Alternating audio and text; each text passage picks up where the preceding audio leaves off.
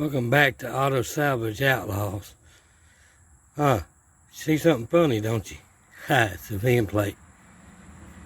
This being all these numbers right here will tell you anything you wanna know about any vehicle, especially back in the 50s, 60s, and early 70s, down all the way down, actually into the 80s, and then they changed up sometime in the mid 80s. Went to a bigger VIN number. As you can tell, it's a 1976 here. It's the F100. Color G code is chrome yellow, which is very rare on these trucks. In 1976, it had to be a special ordered in order to be chrome yellow. And that's your max gross pounds. G is your transmission code, which is C4. AU3 on the body is F100. The 12J is the rear end axle code. The 52 is a DSO number, which if it's got a number up there, that means it's a special ordered vehicle. A lot of people don't know that when they go to buy a car. They don't even pay it no attention. That right there, DSO is a special ordered vehicle. So if this vehicle wasn't special ordered, then that 52 wouldn't be right there. Just thought I would share that with y'all. And which I've got the original motor come out of here, and the transmission, which the motor's no good and the transmission needs rebuilding, which I went ahead and put a 351 from a 76, 77 Thunderbird. Can't remember what year it was. I think it was early 77 with a FMX transmission. I actually tried to use the C4 transmission and I was hoping that it was still good, but the truck set up. Y'all had to overlook my yard. It's nasty. Got the tarp down. It's been raining, so you had to overlook the yard. But yeah, I still got the breather on there. The homemade breather, I should say. 351 come out of 77, 76 Thunderbird, early 77, because some of the parts on the 351 has the C76 on it, which means it's 76. But in the later years, sometimes in the later years, when they come out with a newer model, they had parts left over, so they just basically put them on the newer models. Some of the parts on there is coded C77, which was 77 model. Now, back in these years, it's hard to tell if the engine came in a car or a truck. Now, back in the early 80s is back when Ford, Chevrolet, Dodge, and all of them changed their decoding system, and then you could really tell what engine came out of what.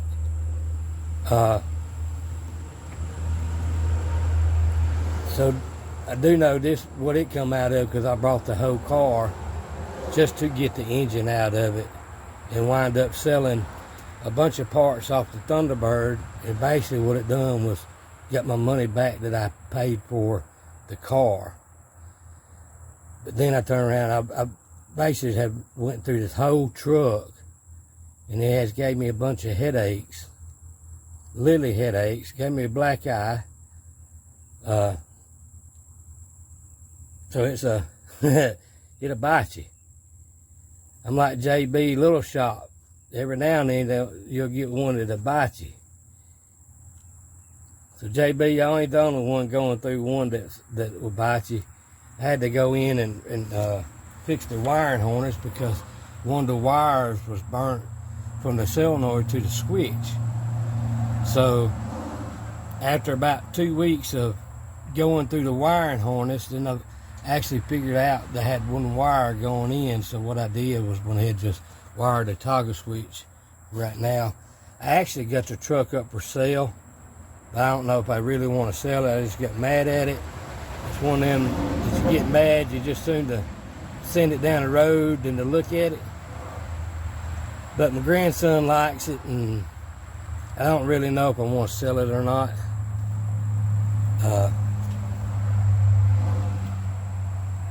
It's got a lot of options on it that these trucks didn't come in '76. Like my understanding is these trucks didn't come with power brakes in 1976. The first year for power brakes was 1977. Same way with the disc brakes. My understanding is they didn't come with disc brakes until 1977. But it's got the disc brakes, power brakes. It's got a power steering cooler. I don't know if y'all can see that. The power steering cooler, which is an option. And it also has AC. It's an AC truck. You see the lines right there. Now that's a totally different system than what it was later on in the 70s. 78, I think, come with a big old box on the firewall for your air conditioners. This system here was before 1978, so a lot of people are going to think, well, where's the box at? It's because this AC systems, I think, was the first or second series of the AC systems in the Ford Motor Company. They don't quote me on that. And then you see a sticker, the factory sticker on here. Let's see if I can get up there. A D and a 6 means 76. And then all these numbers here, you had to really break it down and tell you what all them numbers are. I'd have to really go back in and pull the book up and look at it, but pretty easy. And there's a body tag. I don't even remember where the body tag is on this one. I'd have to find it and break it down for you. But all the numbers here are your core support numbers. Now if you break them down, it will tell you what year and all that the body thing, the core support came on. A few moments later. Now, down here I can show you something.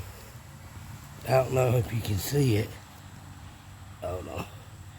This is a 4-barrel intake for a 351 Windsor, which I'm going to plan on putting it on the truck if I decide to keep it. The E6, now I brought this intake separate. The E6, the E tells me it come off of a Ford van with the 351 in it, and that's probably going to be from the mid 80s. The 6 tells me it's going to be an 86.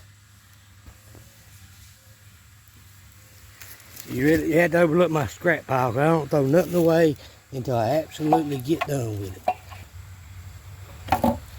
And then I go through my parts list, and then I will throw stuff away, because you never know, you might need it. Now see, these are the valve covers that came off the 351 that's in my truck. And if you'll see, I'm using a pen where y'all can see better. If you can see the 351W,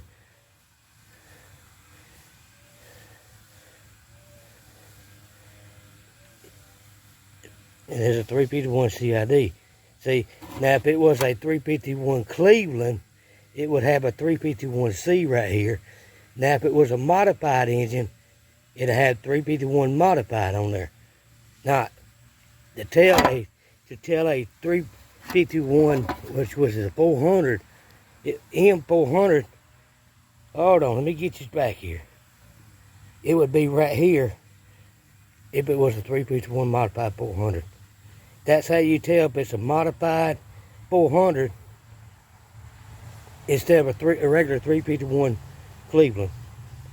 So I thought I'd run that by everybody to show everybody the how you break a VIN down.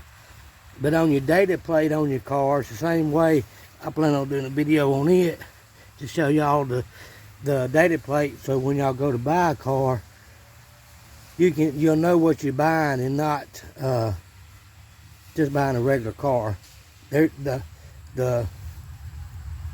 good cars are still out there. You just got to know how to run the numbers in order to find them. They're out there. You'd be surprised on how many that's still available that you can find. You see, I kept all my manifolds, timing chain cover, even kept the original calipers off the truck, fuel pump. It's all pretty much date coded. Like on the manifolds on here, you see the D5. The D5, that means 75. So that tells me that them probably are the original manifolds on the truck. And see, just like the intake, this is off the original motor out there. Let me get you. The D5 means 75. But that's probably because it was probably later produced and they probably had parts left over. Same way with the original water pump, the power steering pump. Even though it was good until, yeah, I did that. Yep, so I wound up using the power steering pump from the Thunderbird. Thought I would make the video, and I don't know if a lot of people know that or not, but I thought I would make that video and show y'all some tricks of the trade here, and we'll catch you on the next one. I don't know if y'all can see it. You probably had to zoom it in somehow, but see, these are DSO number special order codes right there, which is mine's 52 on my truck. So it tells me that our truck is a special ordered truck, and that's the reason why it has all the options on it before 1977. Just going by, this is just a diagram of one on Google. So I thought I'd pull it up. I tried to find in my book to actually show you, but I think my actual code is 370s on the rear end, which is a 9-inch rear end, and so I did have it all broke down. It's kind of hard to keep it all in your mind. When you get busy, you forget about it, so you have to go back to the books. So if you ain't got no book on your vehicle, it's very good to be able to buy a Chilton book or one of the other ones that goes to your vehicle. And it really gives you the information about your vehicle, and as far as breaking down the numbers or body tag numbers. Generally, if it's a special made vehicle like GT and all that, it will tell you exactly off your body tag. That's how a lot of people, when they go to buy a vehicle, they buy one and not thinking what it is, and then they turn around and sell it for $1,500 more or whatever the amount they make off of it, and they're not realizing some of the cars they're selling it's worth probably 4 times that. So I thought I would go over that. This is just I did on my truck because it's, Chevrolet's numbers is a little bit harder to break down. You really got to do your homework on a Chevrolet. Same way with a Dodge. A Dodge numbers is hard to break down. A Fords are until about the mid 80s. When you went to the longer VIN that we got today, it actually tells you where the car was made. Well, this will tell you that, but it will actually go in depth if the motor came in the car or the truck, where the old VIN number won't tell you that. So, places like the Mardi Gras report is a very good source of information. It's well worth getting a report on one. Plus, it also makes the car worth a little bit more money. So I thought I would go over this with y'all, and a lot of people don't know this, but I'll break it down in a little bit in depth when I get more time that I can really show y'all, and then I'll break down the body tags, and I'll teach y'all how to read the body tags on a Ford and a Chevrolet. It's like on my cousin's Impala Super Sport. It's a true blue Super Sport, and it came faster with the 409 in it. But when he brought it, he thought it was just a regular 62 Impala Super Sport. And then when I run the numbers on it, we grabbed it up because we knew exactly what it was then. But it's been, the original motor on it's been changed out years ago, but it still has the original 4-speed transmission in it. It just all goes by numbers.